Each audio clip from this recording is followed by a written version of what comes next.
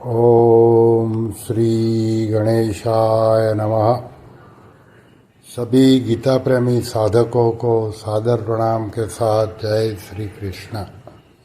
परम श्रद्धेय स्वामी श्री रामसुखदास जी महाराज का प्रवचन दिनांक 31 मार्च 2004 प्रातः 5 बजे गीता भवन स्वर्गाश्रम।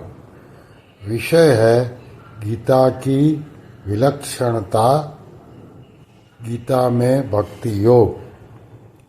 प्रवचन के कुछ भाव हम यहाँ प्रस्तुत करते हैं। परम श्रद्धेय स्वामी जी महाराज जी कह रहे हैं कि गीता एक बड़ा ही अलौकिक ग्रंथ है। जितना विचार किया जाए उतनी नई नई बात मालूम पड़ती है। ऐसा अलौकिक ग्रंथ भागवत भी ऐसा ही ग्रंथ है, पर बड़ा है, इसलिए पता नहीं चलता। गीता छोटा सा ग्रंथ है, बहुत विलक्षण है, कल्याण के लिए बहुत बढ़िया है। भागवत में भी एकादश स्कंद में बहुत बढ़िया बातें हैं। थोड़ा वैराग्य हो जाए तो समझ में आता है। भगवान के शरण होने से बहुत फायदा है। अपने और बातें पैदा होती है। एक बात बतावे, स्थूल सूक्ष्म कारण शरीर है, धन संपत्ति है और संपत्तियां है, यह सब नाशवान है।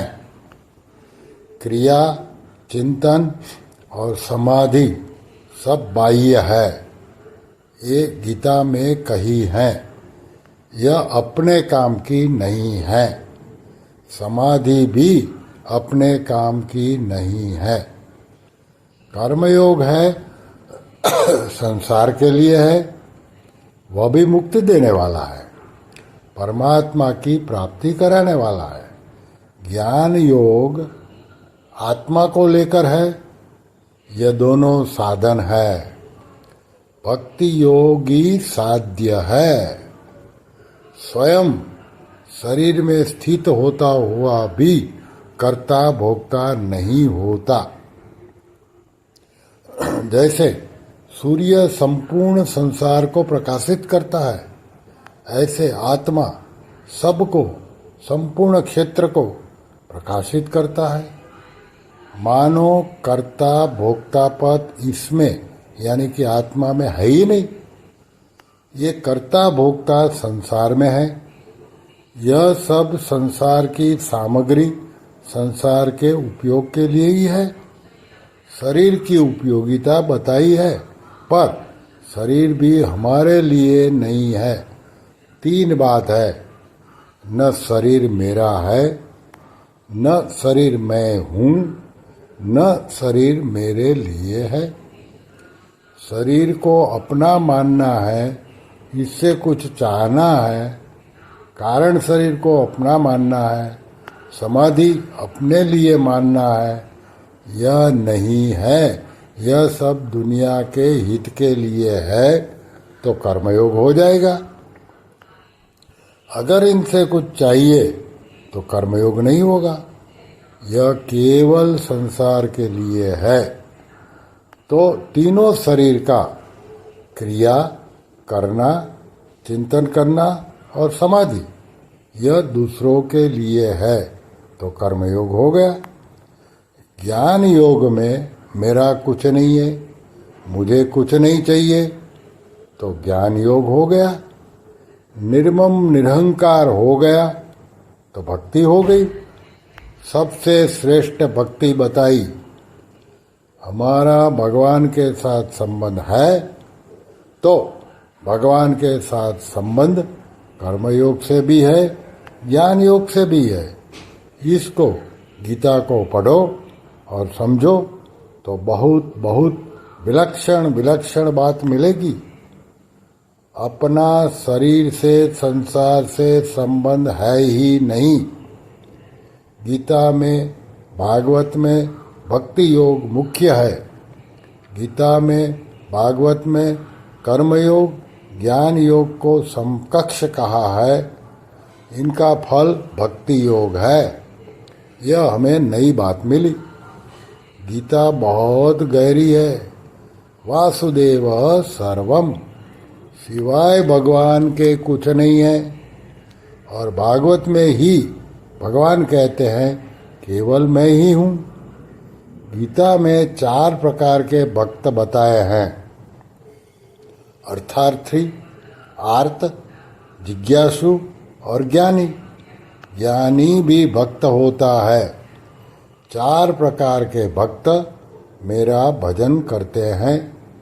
तो ज्ञानी साक्षात भगवान का प्रेमी भक्त है। ज्ञान योग में 2 चीज है, सत और असत। सत का भाव नहीं होता, असत का भाव नहीं होता। जो सांख्य योग से प्राप्त होता है वही कर्मयोग से प्राप्त होता है। भक्त का ही नाम है ज्ञानी।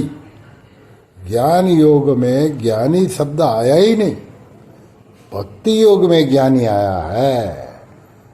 भक्त को गीता में सर्ववित्त बताया है, ज्ञानी को सर्ववित्त नहीं बताया है। ऐसी विलक्षण बात है। भगवान की वाणी है बड़ी विचित्र। ज्ञान योग के ज्ञानी को ज्ञानी नहीं कहा है, भक्त को ज्ञानी कहा है। जैसे सूर्य के प्रकाश में साफ दिखता है, प्रकाश मिलता है, ऐसे अलौकिक प्रकाश, विचित्र प्रकाश भक्ति से मिलता है। अपरा प्रकृति, परा प्रकृति और एक भगवान, ये 3 हैं। अंत में एक भगवान है। हरि रिजे जब देत है, हरिजन हरि ही देत। कैसी विलक्षण बात है।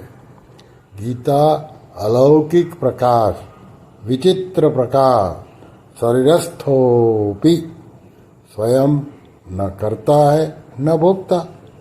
इस वास्ते सच्चे हृदय से लग जाओ, सब काम ठीक हो जाएगा। कर्मयोग, ज्ञान योग, भक्ति योग सब हो जाएगा। नारायण नारायण नारायण। श्री कृष्ण शरणं मम, श्री कृष्ण शरणं मम, श्री कृष्ण शरणं मम। ओम श्री कृष्णार्पणमस्तु।